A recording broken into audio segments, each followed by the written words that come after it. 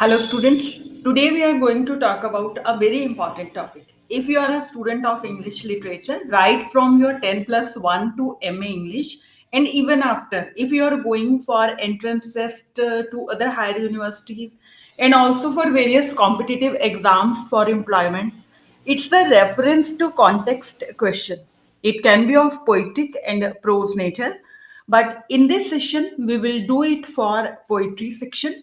Today, I will talk about how to write an effective reference to context of a stanza from a poem.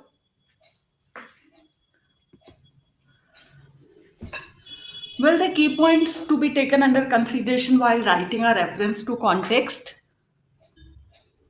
Always keep in mind your own syllabus, which period is in your syllabus from that particular period, which poets are in your syllabus. As in Maharaja Ganga Singh University in BA first year, we have Elizabethans, Romantics, Augustans, and then in second year, we have Romantics, Moderns, and in BA third year, Modern Poetry and Commonwealth Poetry. So we have to keep in mind while writing a reference to context that which period and from that period which poets are in syllabus so that you are not quoting a wrong poem or a wrong poet in your syllabus that will give a very wrong impression of art. Then length is important. If we have to see for how many marks we have to do the reference to context, suppose it's of 8 marks or 10 marks, then 2 pages are sufficient for writing reference to context. It's sufficient. Then four main headings are there. And the very wrong thing I always have seen in Hindi also, kavi कहना चाहता है कि kavi कह रहा है कि, rather than this we should write that the poet writes, or whosoever is the speaker in the poem, he speaks like this, or the poet writes. And always we should use various synonyms rather than repeating the same thing again and again. These beautiful lines have been quoted, we can replace them with other words. We can use the synonyms for various words.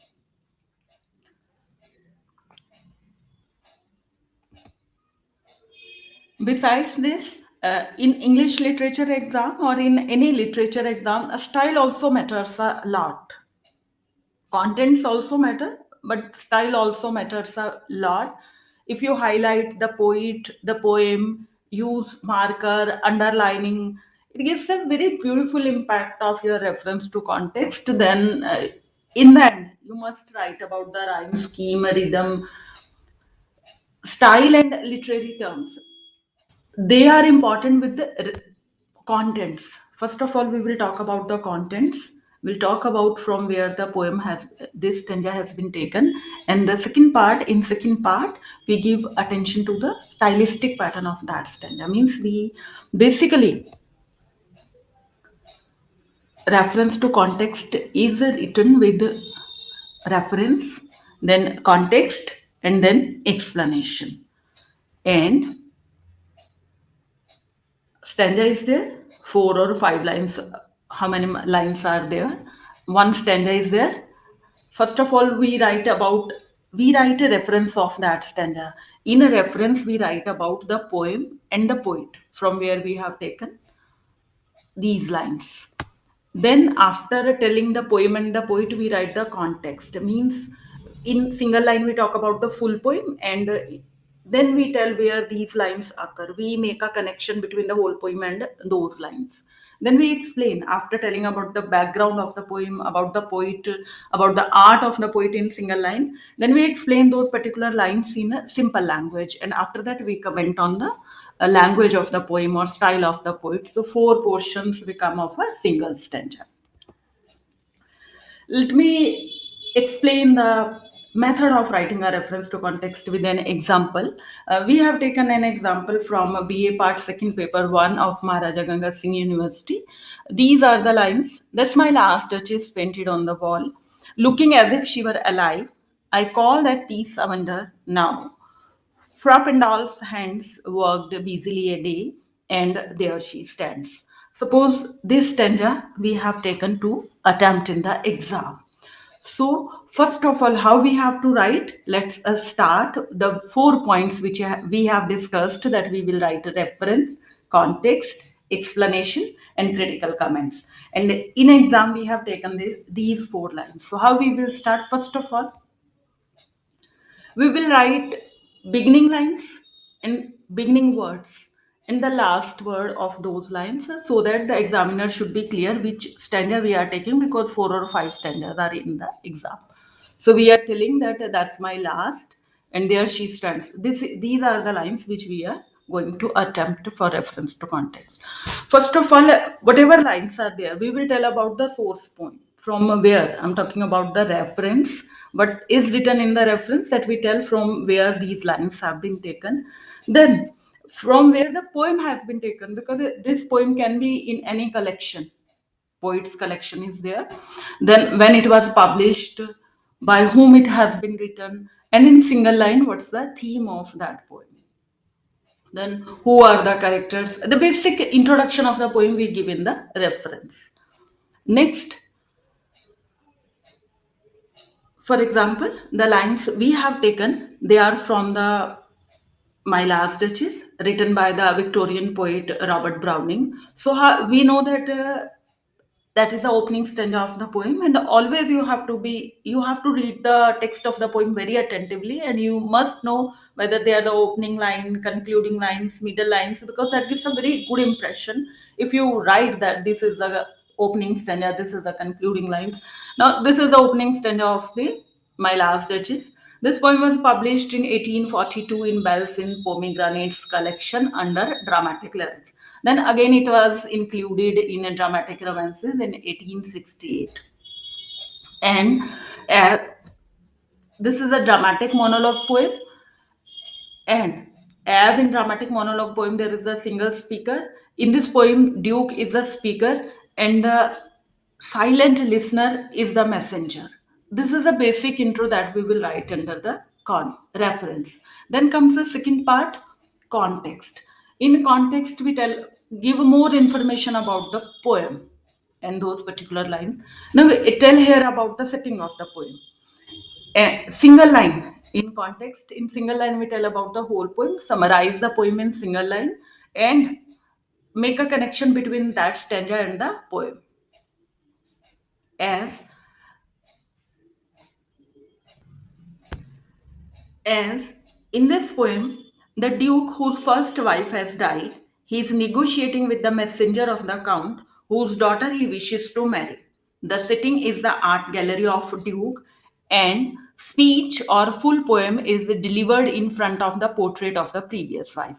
In this stanza, that particular stanza which we are attempting in the poem, first of all we have summarized the poem in the single line, that Duke whose first wife has died, he is negotiating with the messenger of the Count whose daughter he wishes to marry. Now in this stanza, Duke and the messenger are in the art gallery, and the Duke draws the curtain from the portrait of the last Duchess and explains about the painting and the painter. This we will write under the heading context, that this is the context of the poem, that Duke has brought the messenger into the art gallery. And now we will explain. In journal we explain, because background of the poem has been given, about the poet we have told. Now we will explain in simple English the meaning of those lines, those particular lines. And the example which we have taken, the explanation of those 4 lines will be that the Duke proudly tells the messenger that this lifelike realistic painting of his wife is a wonderful work of art painted by the famous monk artist Pandalf from, and also that the artist worked only for a day for this marvelous picture of the Duchess. Here, while listening to the explanation, please keep in mind the lines which we are writing the explanation of lines. After explaining After explaining the poem in simple language, clearing the meaning of those particular lines, we will comment we'll give our own impression of those lines, and we'll comment on the style of the poet.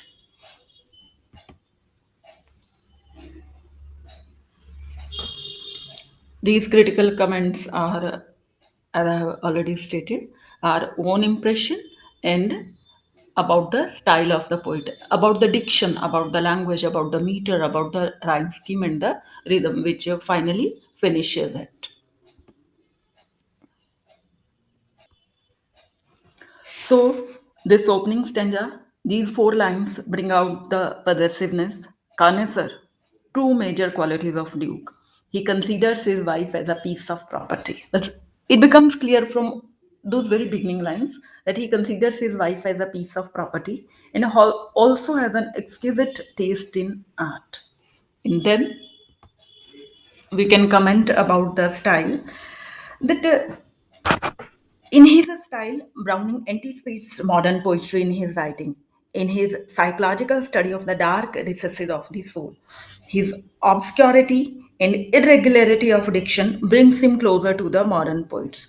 Modern poetry is indebted to Browning for bringing natural articulation of the speech into poetry. And finally, that this poem is composed in 28 rhyming couplets of iambic pentameter. That's the final touch, final line of us by about reference to context. So, for writing a reference to context of a stanza from a poem, first of all, we write reference, then context, then explain those lines, and in the last, we give critical comments, our own impression, our understanding of the poem, and about the style of the poets. Thank you, students. Thank you for listening. Keep learning. Stay motivated.